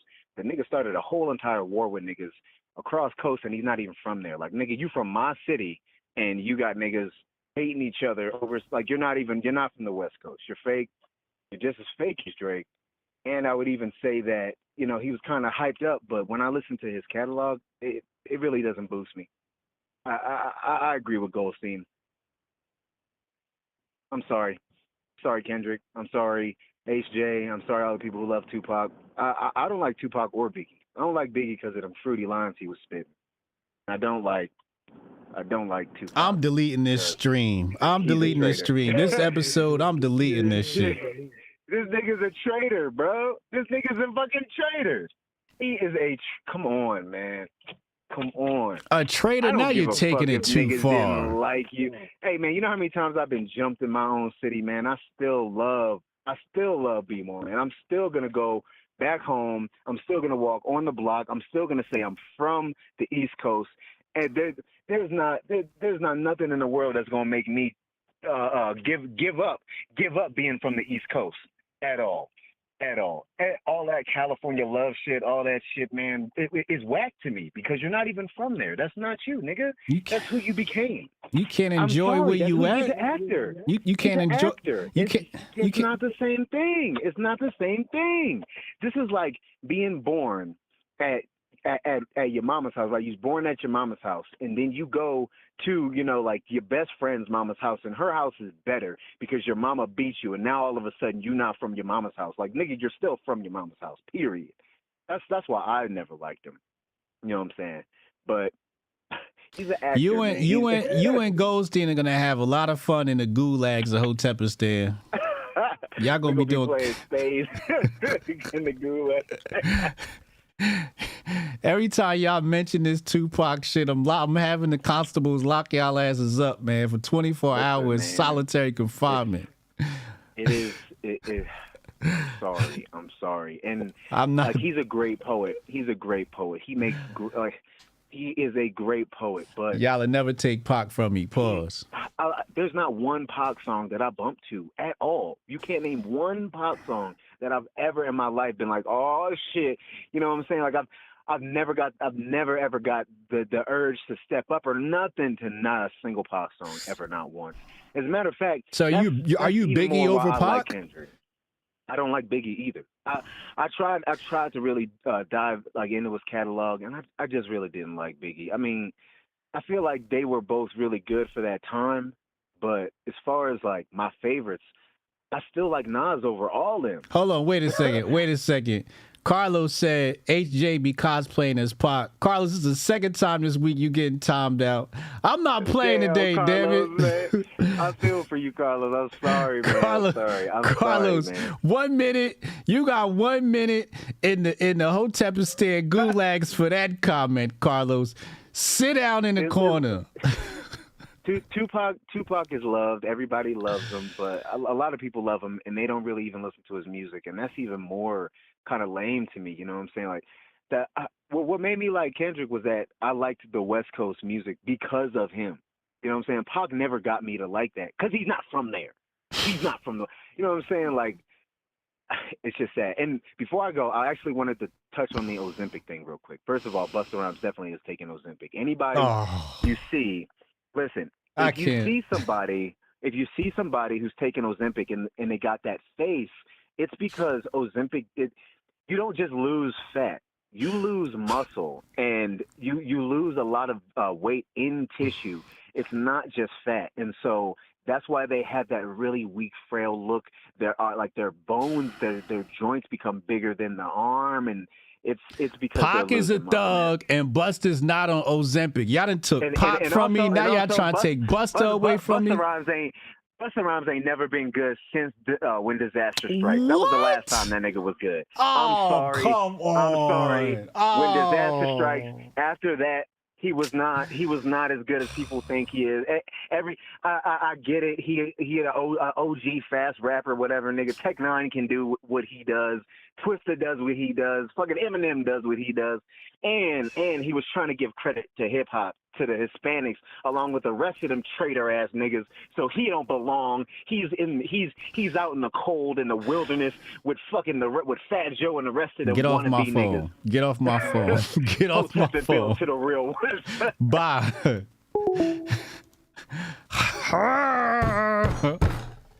What is wrong with y'all? Wait till Strong Dad come in the chat. I'm timing your ass too, fucking Strong Dad. You going in timeout too. Putting all you niggas in the corner. Cannon. Oh, Cannon, don't make me hang up on you, Cannon. Cannon calling. Yo, Busta's ability is still on point. He's not on Ozempic. I will not accept this. I would not accept this. This is crazy. Heather, do you see this? I'm getting my ass kicked today, okay? Lauren said I ain't saying nothing. Nigga, Hotep Stalin is in the building today, man. Come on, man. Come on, Cannon. Come on, come through for me, please. Call from Cannon. What up, y'all? Make some sense, please, man. Ozempic. You didn't do it alone. Yo, it's a diabetes medication, yo. Is it? Ozempic's a diabetes medication. Yeah, and niggas just found out that you can lose weight using it. Oh. So you can only imagine what the side effects is going to be. I heard it fuck your stomach up. Yeah, I heard it fuck your bad. stomach up, yeah. But it's a diabetes medication that they use in to lose weight. Is Busta on Ozempic? I don't know. Busta, look, his sunken cheekbones making me feel like he might be. But Bust was also jacked, though. He was jacked like a few years ago, so I don't know. Maybe he was jacked, got fat, and he jumped on the Ozempic trend. I don't know. He was jacked. He was jacked as shit. He got that face like the people that's taking Ozempic. It's like that sunken in like anorexic face. It's just the camera angle and the lens, man. It's not. That nigga ain't eating watermelon and tangerines. Looking like What's just saying. Help me with this Pac situation, man. Tell me Pac the truth, man. When it comes to the pen and the lyrics, yeah, Pac the man. But I said it on my stream too. I said the nigga he went OD with the West Side stuff like he was playing the character. He's not Drake Part 2. He's not the original Drake though. His come up was kind of like Drake, but he wasn't privileged though. So Pac wasn't privileged in Baltimore. Right. Drake came up privileged. Right. Pac wasn't privileged in Baltimore. He did go to the School for the Arts though, which I can't put it against him. My daughter go to an art school here in Baltimore, so I can't say that. But his come up is similar to Drake. His come up is similar to Drake, but his body of work, you can't take it from him. He got classic movies. And he got classic albums. Gridlock is one of my favorite movies. You know what I mean? What was the other one? He played the detective. I can't even think of that movie. Dang. But Above the Rim, yeah, Above the Rim was a classic. Above the Rim was a classic.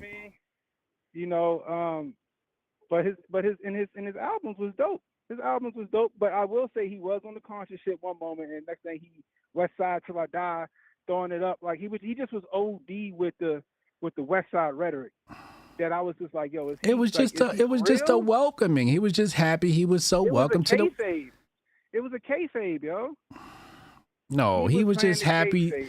No, he was just happy that they gave him a warm welcome in LA, and he enjoyed the culture and he enjoyed the palm trees and the sun.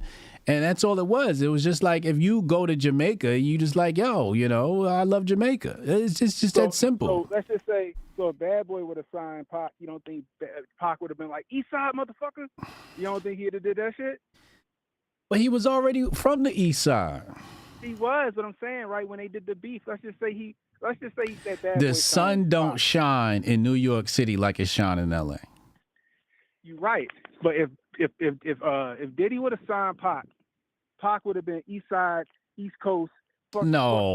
He might have been beefing with beefing with Dre. No. I think so. No. I think he gravitated that to whole the shit people was that showed him love. That whole East Side, West Side, East Coast, West Coast was Vibe Magazine. Vibe Magazine created that. But he was playing along. He kayfabe. That's what I'm saying. He's playing the kayfabe, yo. Nah, he threw up West Coast before the Vibe Magazine. Vibe Magazine took the rhetoric and made it an East Coast, West Coast thing. But he played into it. He played the kayfabe, which is smart. He was grifting. That was grifting before grifting was grifting.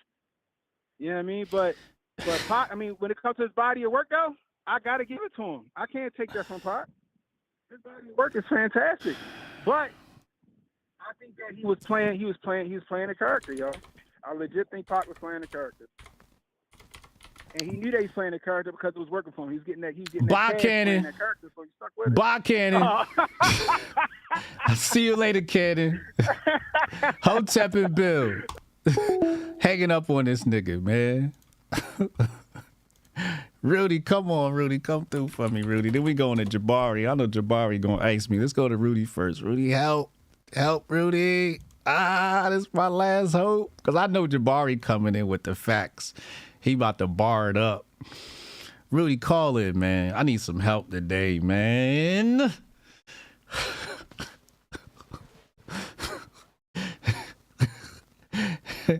Yeah, I banged on Cannon, man. Fuck Cannon Hotep, man. I hope he type in the chat. I'm putting him in timeout too, man. Oh, shit.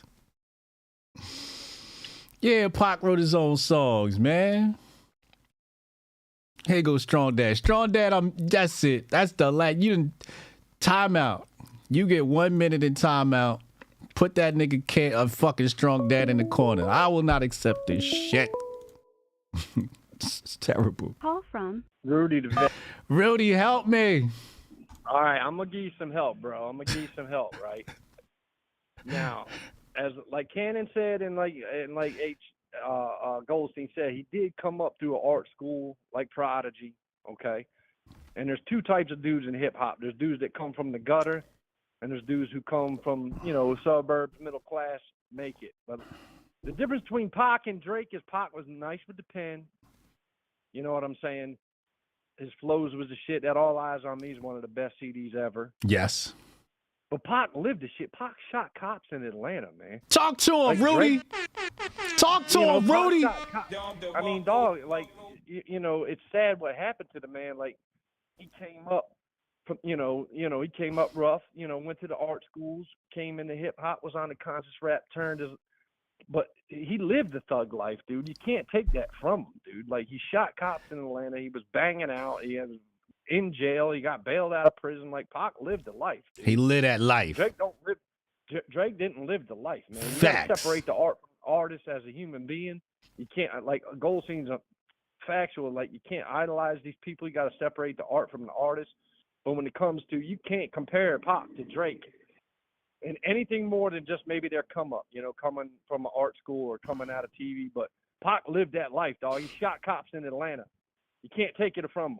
Facts. You know what I'm saying? You can't take it from him. He was out there living that shit. Now, whether it was a wise decision or not to live that shit, listen, he did what he did, but you can't compare the two. Like, their trajectories and their careers are two different things, man. Like, Word. Pac was a maniac, man. He did his thing, man. He maybe he shouldn't have lived that street life, but he did live that street life. Yeah. So, everybody, separate the art from the artist. Don't idolize none of these people. But, you can't, the only thing you might have Goldstein's argument was excellent with don't help him. Don't help him. No, he was separate the art from the artist. Don't idolize false idols, man. I like that part of it. Yeah. But to say that Pac and Drake are the same, like Pac was Pac. I ain't seen Drake in the street shooting nobody. Facts. I ain't seen Drake in the street getting in fist fights. I seen Drake doing every corporate. Drake wouldn't bust a grape in a fruit fight. Nah, Drake's a bitch, man. He couldn't punch his way out of a wet paper bag. But I'm gonna tell y'all one thing and one thing only when it comes to hip hop. Wu-Tang forever, man. Hotep and Bill, my brother. Hotep and Bill. I gave you the defense I could give you. Hotep and Bill. My man. Let's go, Rudy. Hotep, you're a genius. HotepJesus.com. Call from Jabaria Judah. Jabaria Judah. You said, welcome to the show. Shout out to the producers. So lucky, my G, that I'm at the playground right now. And I literally have a file at my home computer about his whole family. You know what I'm saying? It's very interesting to judge, because you got to go back to Afeni Shakur in the case of the Panther 21 and how she miraculously, with no experience, got her own freedom for 5 months arguing in the courtroom. It's a beautiful story, but it's 100% false. So it says Afeni Shakur took on the state and won. So what you're saying is it's suspicious that she won this case? Yeah, dude. How many Black Panthers did they lock up during that time? Who had lawyers? Shit. Is she the only one who represented herself? Now, Pac and Drake actually got something else in common. They're both related to groups of people who change their names once they get to the entertainment industry. So I'm going to just stop right there. I'm going to stop right there. But I'm going to call in tomorrow with all the full breakdown. I have this whole thing broke down on my drive at the computer. I love Tupac too, man. We the same age. I loved him growing up. Loved his music. Always felt he was a little extra. But when I opened up that rabbit hole about all the government connections with his family and that case and everything else going on, yeah, he was playing it from the door, just like Drake. Bye, Jabari. All right. Call in tomorrow with the info. All right, Hotep and Bill, brother. All right, yo.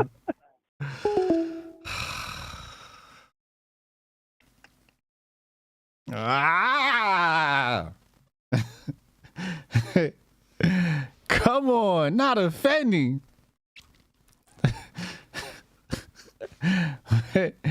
What the fuck?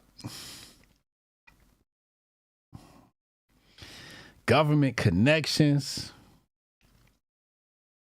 Somebody said, I know we ain't got free speech in Hotepistan, but the censorship is getting wild in here.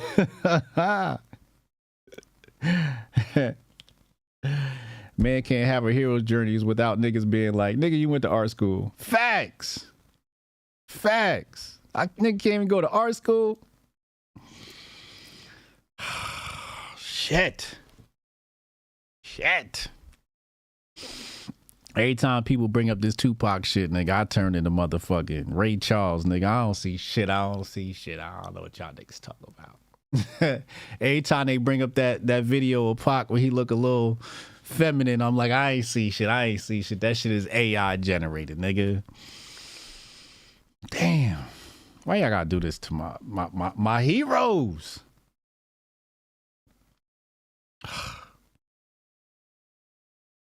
Read My Soul said, all this Pac hate when he dead is crazy. Word. Know Thyself said, HJ got to go down the rabbit hole more to the final level. I'm not going down this. This is one rabbit hole I'm not going down. Jabari going to call in tomorrow with the tea. I'm going to let him get his shit off. Tomorrow. Pause. But I will not. I refuse. Here come Cannon. Pac was acting. Can you time somebody out that's got a let's see, put user in timeout. Cannon, you got a minute, nigga. 60 seconds in timeout for Cannon. Nobody's fucking safe today, okay? We're destroying the records. Yo, Strong Dad, what the fuck do you want? One last thing. I just remembered this, right? This is Rudy. You got Rudy to thank for this gavel. So, if he is a thug, and according to thug rules, if you hood jump, you're excommunicado. That's what he did. Hood jumped. What does that mean? I don't even know what you're saying. This is too street for me to understand. What are you talking about? when you jump hoods, right? Like, let's say you from one block, and then all of a sudden you from another block you not from, and you start beef, and you know what I'm saying? Then you get taken off. You get taken off. You get violated. You know what I'm saying? You get beat out of the gang. You excommunicated. You're excommunicated. That's what he did. So either he's a thug and he lived that thug life, and therefore he's excommunicado, and our point stands, or he's not a thug and he is like Drake, and then we can accept it because that's something you would do if you were Drake. It has to be one or the other. It can't be he a thug and he a art school nigga with a poetry catalog. He's either an art school nigga with a poetry catalog or he's a thug. One of. Bye, strong dad. Bye, nigga. I don't want to hear that shit.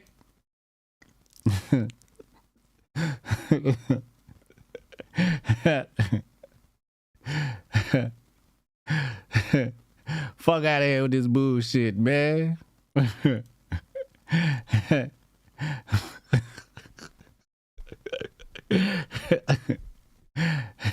I wish this was back in the day when we had physical phones and you could just slam the shit down when you hung up on somebody. That's what I wish.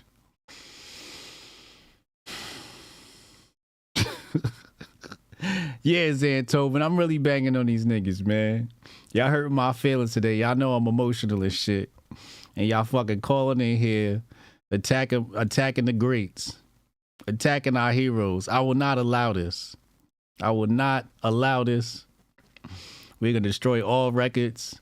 I'm gonna fucking edit this whole stream. All of this shit is not gonna be here tomorrow. I'm gonna go to YouTube and edit all y'all niggas out. Strong that said case closed.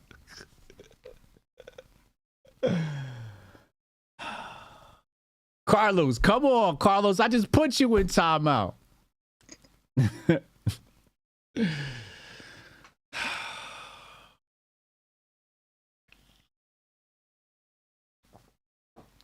This is not good. It's Lauren said won't be no show. Ain't gonna be no show, yo. Carlos said Pac was like Khalid Muhammad. Now we talking. Hotep. Now we talking. Now we back on code. There's a banking collapse in Cuba? What?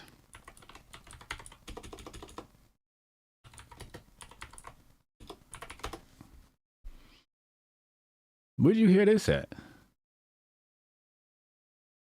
I don't see that. I see 2 weeks ago, long lines form frustration as Cuba runs short of cash. Send me the link. At me on Twitter with the link. I'll check it out.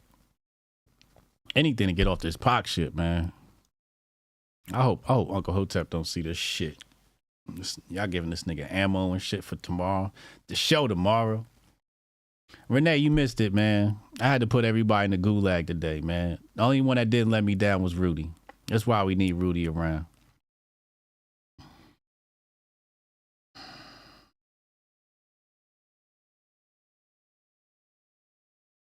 Here goes Strong Dad. Pac was definitely not like Khalid Muhammad. Y'all got too much. Y'all got to read Khalid's book before speaking on blasphemy. He was joking, Strong Dad. Strong Dad serious ass.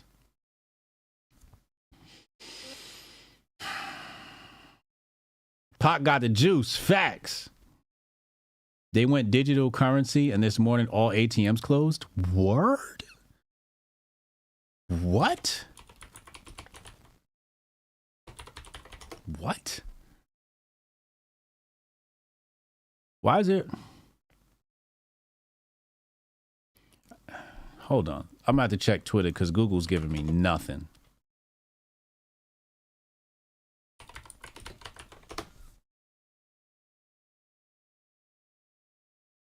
The financial system in Cuba has completely collapsed. Cubans woke to learn that bank accounts have been emptied. There is no cash at ATMs. What?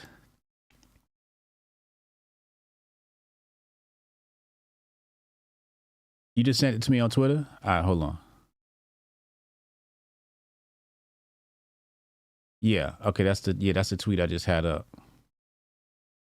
What the fuck?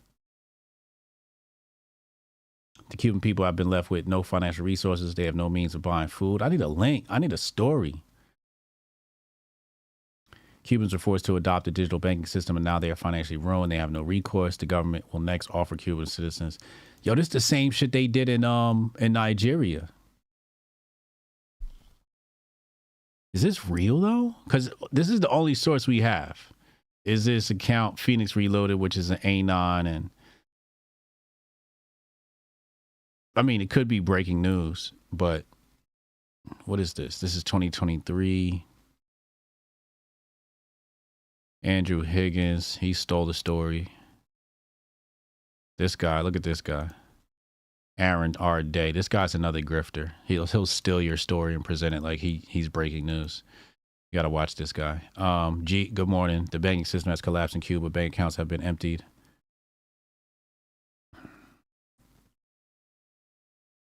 I'm gonna ask some source. Where's the source? Where's the source?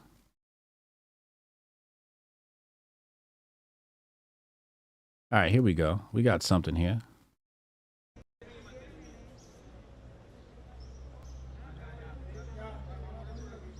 I got a feeling this is old though.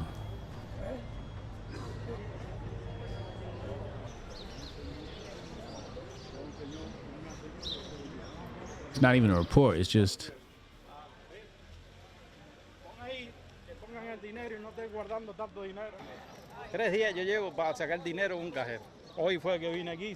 I tried to withdraw money for ATMs for 3 days and only managed it today.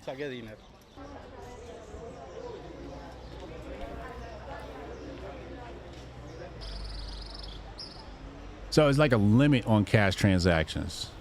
The last official data shows that 70% of the money is circulation cash. El 70% de ese dinero está en efectivo y solamente el 30% está en los bancos. And only 30% in the bank. Well, that's par for the course. I'm surprised even 30% is in the banks. We don't have a source for this story. We just have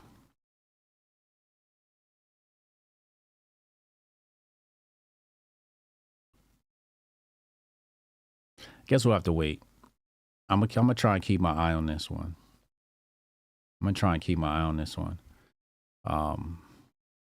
This is crazy. You sent me the Associated Press article? Okay, hold on. I'm out of here in 9 minutes if we don't hit the goal.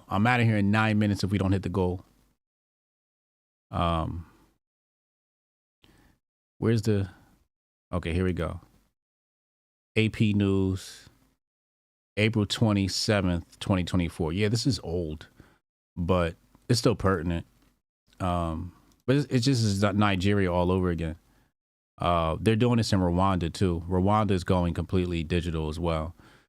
Alejandro Fonseca stood in line for several hours outside a bank in Havana, hoping to withdraw Cuban pesos from an ATM. But when it was almost his turn, the cash ran out. All right, so there's a scarcity. They haven't shut it off.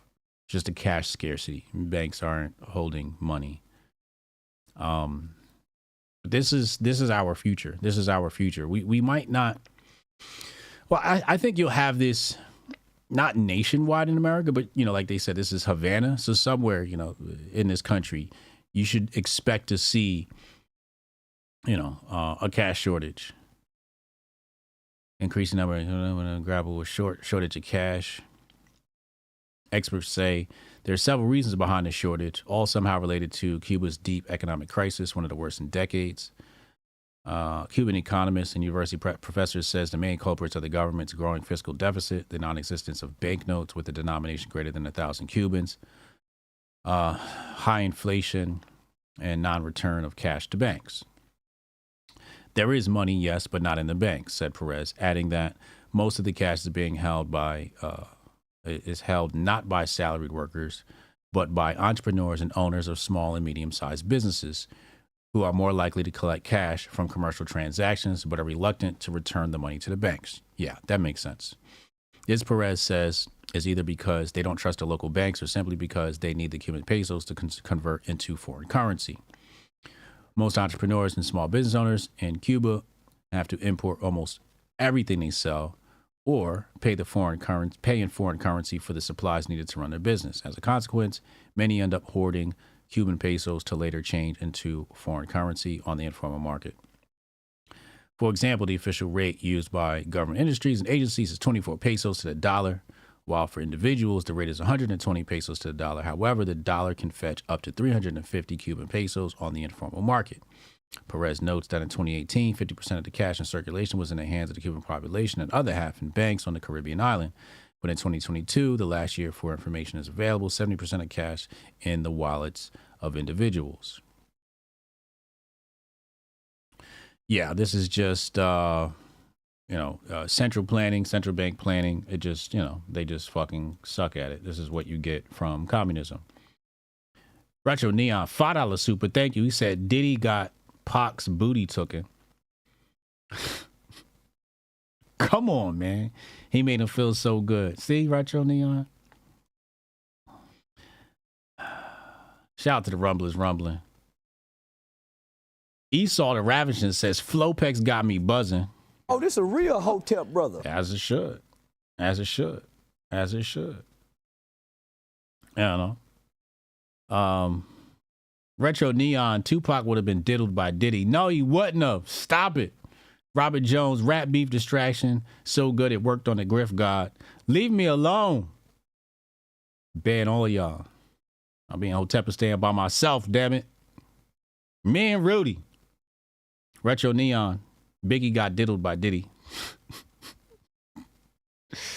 Retro Neon, I'm in a Twitter space right now. I read that one. Jabari said we need a Jamaican AI skit for Thursday, HJ. What is, for what? What happened? Oh, for the open AI. Stuart, welcome. Stuart became a member, Hotep initiate. Aunt Bailey said cocoa water plus cucumber plus pineapple equals soul medicine. That does sound good. Coconut water. No, let me taste that. Coconut water, cucumber, and pineapple. That sounds delish. Delish. You got to talk like a white woman when you talk about things. You know, they don't finish their whole words. Delish. Jabari Judah. Anytime a black woman says, I've been waiting on this, you're in danger. Yeah. Read that one earlier. Absolutely insane. Doe T says, Hotepistan crumbles over rap. Hoto said, HJ going out like Adolf in the bunker. Listen, man. Listen. Only thing that can take down Hotepistan is a hip-hop debate. That's going to be our Achilles heel. Speaking of Achilles heel, Jabari, I watched Book of Clarence. I still haven't finished it yet. I finished book 1 and book 2. And I got to tell you, absolutely hilarious. That movie should have got more love in the theaters. Somewhere along the way, I think the promo got fucked up on it. And I'm going to blame it on the Twitter spaces, because the Book of Clarence had a Twitter spaces and he had Jay-Z in there. And there was some dude in there, he was a tether, he's definitely from Africa or somewhere else. And he was extremely loquacious. Like, it was to the point where, like, Jay-Z couldn't get a word in. And the dude just kept talking and telling stories and talking. And I think that hurt the promotion of the movie, if I'm not mistaken. But the promotion for Book of Clarence, it fell short. And that movie should have got more love. Book of Clarence should have got more love. When I got to book 2, book 1, I'm like, what the fuck am I watching? When I got to book 2, I was like, oh, this is a comedy. I was crying. Hilarious. STW Media said it was very funny. Bro, I want to jump out the window and say it's a classic. I haven't finished it, so, take that with a grain of salt. Reed said they spent all the marketing money on the soundtrack. Jay-Z ran people off. Is that what it was? Candace said the promotion was messed up. I covered it on my channel. Yeah, that's why I watched it, Rob. I watched it on Netflix. The soundtrack is fire. I gotta listen to the soundtrack now. But bro, like, I want to say the movie's a classic. I really wanna say that. Stewart said you can't make Black Jesus movies and make money. Ooh.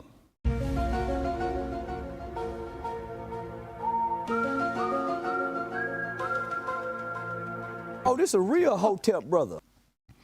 I ain't want to go there. But you might be onto something. And I don't want to spoil it for the people because I know y'all didn't see it. So I don't want to do any spoilers. Y'all got a week before I talk about this movie. Oh, they still playing? Are they still playing? For me, because I was so excited about the feel and the touch of what we would put out in front of the community. What some people don't know about me, they look at me as like the CEO. Is it over? As they probably Oh, let me ask the chat. Is the match over? Did Ali? Oh, they got a tie break coming up. Oh shit! All right, yeah, I'm out of here. Y'all ain't hit my goal. Magnus is playing right now against Ali Reza Fallujah. I'm out of here, man. Chess tonight. Wait, are we doing chess tonight? If we're not doing chess tonight, I might stream chess.